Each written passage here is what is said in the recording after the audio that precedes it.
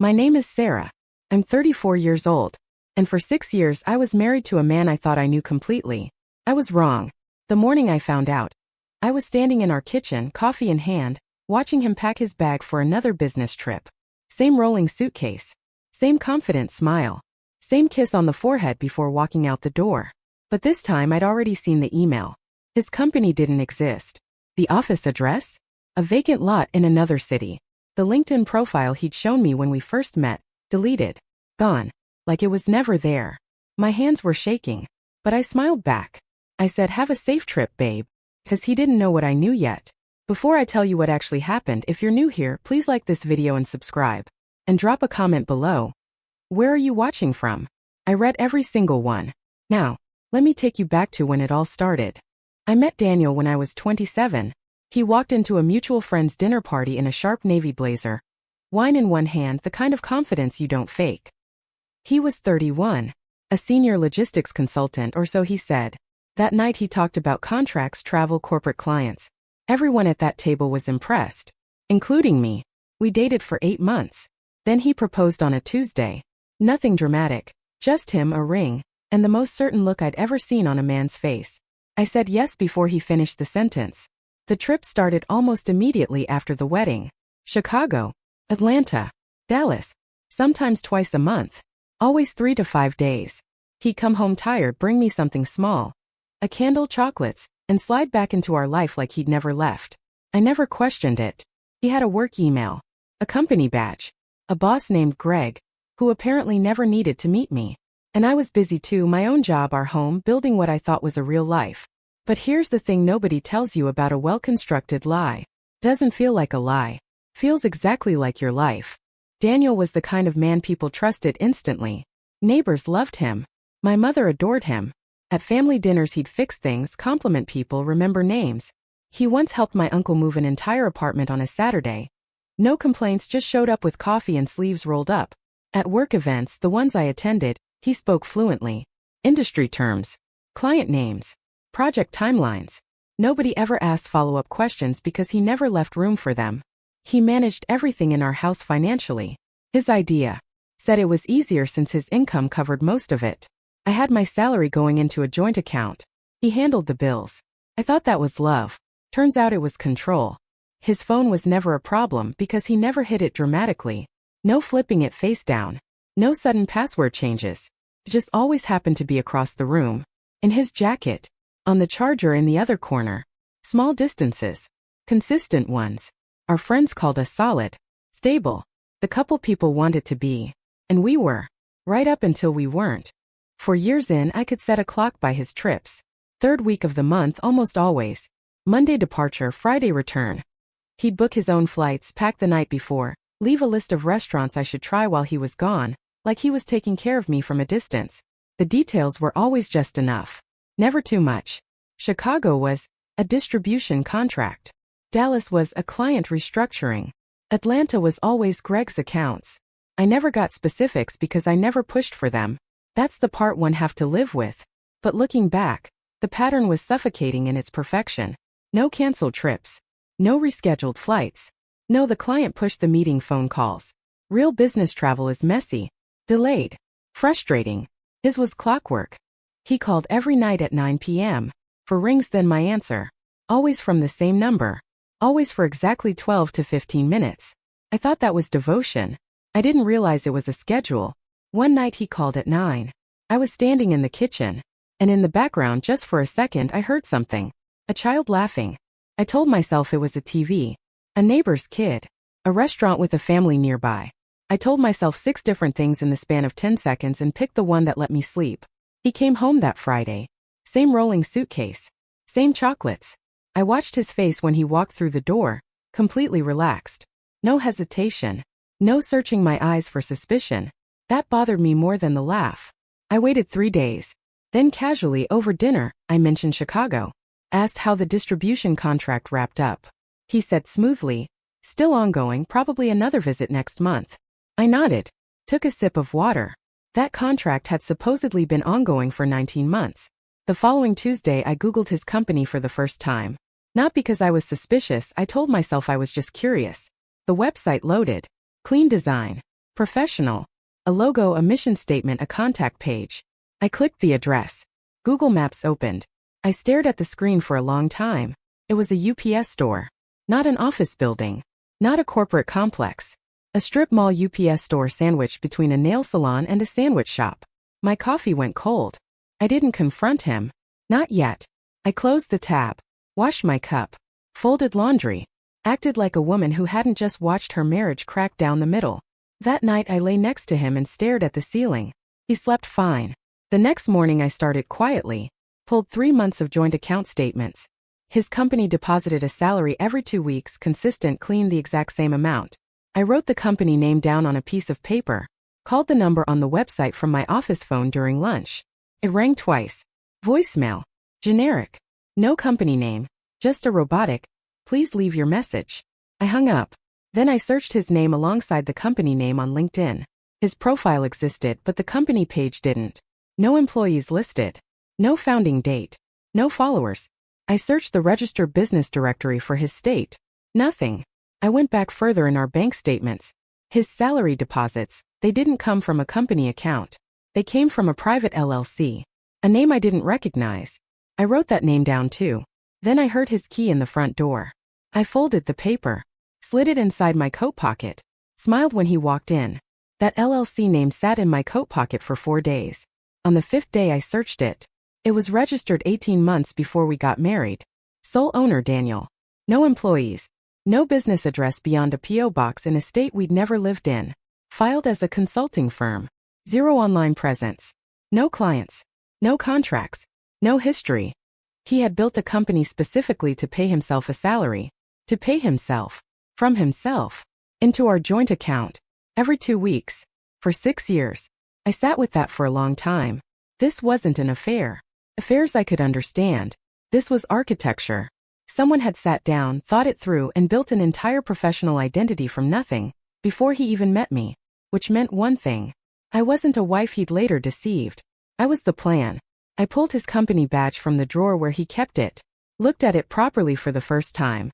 The logo matched the website. The font was clean. The photo was him, younger, sharper, serious. I turned it over. No chip. No magnetic strip. No employee number. It was a prop. I put it back exactly where I found it. He had a trip scheduled for Monday. This time I had plans too. I called in sick Monday morning.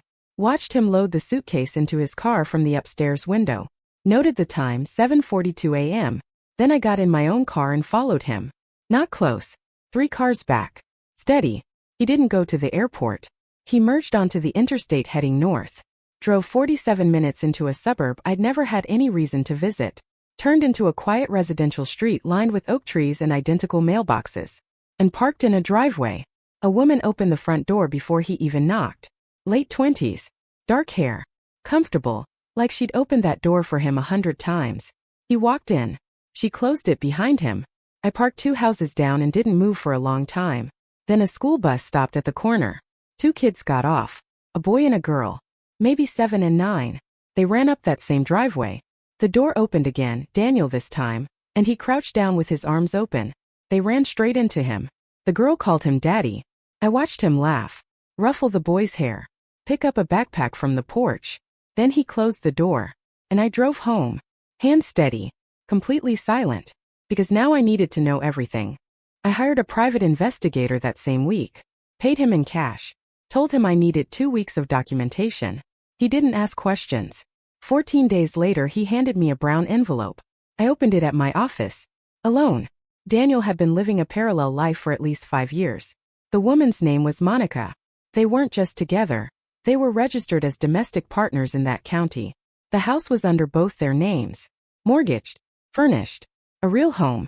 The children were his. Birth certificates confirmed it. The boy was 8. The girl was 6. His salary from the LLC split. Half into our joint account. Half into a separate account I never knew existed. Monica had a debit card for it. I kept reading. The trips to Chicago, Dallas, Atlanta, real cities. He did travel. Just not for work. He rotated between 3 cities where he had additional women. Not relationships, arrangements. The investigator had dates, hotels, receipts. I counted the pages. 63. 6 years of my life documented in 63 pages by a stranger who'd known my husband for 14 days. I put everything back in the envelope, drove home, made dinner, set the table for 2. He called at 9 p.m. 4 rings. I answered. I started making a list. Not of his lies. Of the people who should have known. My sister had met Daniel 14 times. She called him one of the good ones. My best friend Janet, who prided herself on reading people, once told me I'd hit the jackpot. My mother lit up every time he walked into a room. Not one of them ever questioned a single trip. I called Janet.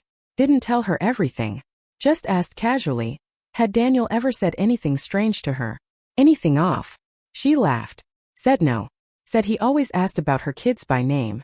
Always remembered her husband's job promotion. That was the mechanism. He invested just enough in everyone around me to make himself untouchable. Not charming in a loud way, in a quiet, specific way. The kind that makes people feel seen, feel special. Nobody questions the man who remembers your anniversary. I dug into Monica's social media. She posted normally. School runs, grocery trips, a birthday party for the boy last spring. Daniel was in 3 of the photos, tagged as Simply D. She didn't know about me either. We were both living in carefully constructed boxes, neither of us knowing the other existed. Both of us calling the same man home. I chose a Thursday. His next trip wasn't until Monday, for full days at home. Nowhere to go. I made his favorite dinner. Poured 2 glasses of wine. Let him settle into the couch, shoes off, completely comfortable. Then I put the brown envelope on the coffee table. He looked at it. Then at me. Something moved behind his eyes. Fast, almost invisible. Calculation. What's this? I didn't answer. Just nodded at it. He opened it slowly. Looked at the first page. Then the second. His breathing didn't change. His hands didn't shake. He flipped through pages the way you'd read a magazine in a waiting room. That told me everything I needed to know about who he actually was. Finally he closed it. Set it down. Picked up his wine glass. Sarah. Don't. He tried 3 times. The business was complicated. Monica was a mistake that became complicated. The kids, he never meant for any of it to happen this way. Every sentence started with him. Every explanation circled back to his circumstances. His pressure. His mistakes. Not once did he say my name again. Not once did he ask if I was okay. He just kept talking. So I stood up, picked up the envelope, and walked to the bedroom, locked the door, called a lawyer. The lawyer's name was Patricia. She answered on the second ring. I told her everything in 11 minutes. She didn't gasp, didn't pause, just said, "Don't move any money, don't leave the house, and don't tell him you've called me." I followed all 3 instructions. Daniel slept on the couch that night.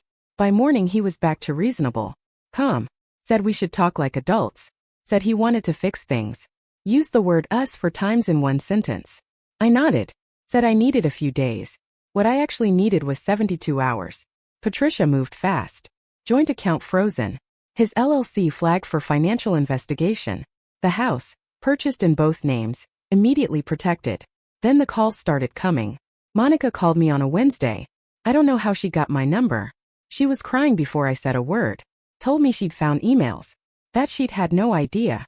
That she was sorry. That her children had no father now because Daniel had disappeared the moment I'd filed. He'd vanished. Suitcase gone. Car gone. Left 2 families in 2 houses with no explanation. Just gone. I stood in my kitchen.